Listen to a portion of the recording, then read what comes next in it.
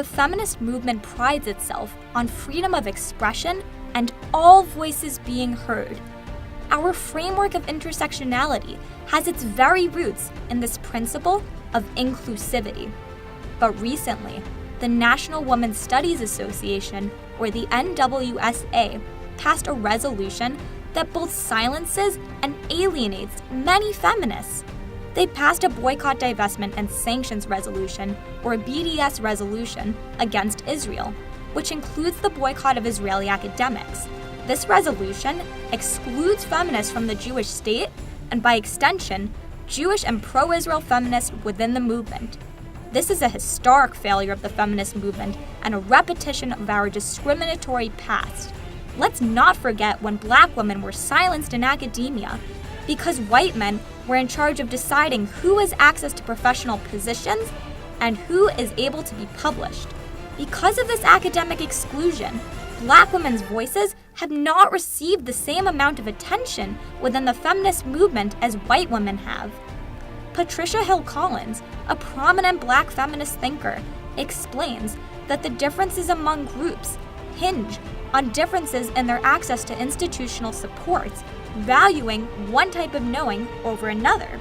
Do we really want to exclude a whole nationality of women from exchanging ideas within feminist academia? Even before this BDS resolution was passed, there has been a long history of anti-Semitism in the NWSA. Janet Friedman, a Jewish pro-Israel feminist and member of the National Women's Studies Association, explains that while professing the challenging of interlacing systems of oppression that must be addressed together, anti-Semitism is frequently unseen or excluded.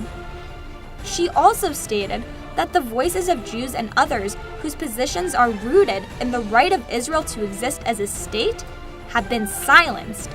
Several people told me it would be damaging to their careers to openly express opposition to the resolution. Academia is one of the main outlets for progressivism, and cutting off Israeli feminists from this institution of knowledge is highly counterproductive to achieving social justice.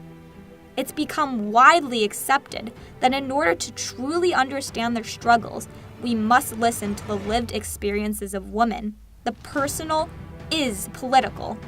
So why are we discouraging Israeli, Jewish, and pro-Israel women from sharing their lived experiences and struggles? This is not academic freedom. This is not freedom of speech. This is silencing. Let's not repeat our mistake of discriminating against certain feminists based on other markers of difference. Join us in demanding that the National Women's Studies Association revoke this resolution by signing the petition and the link below.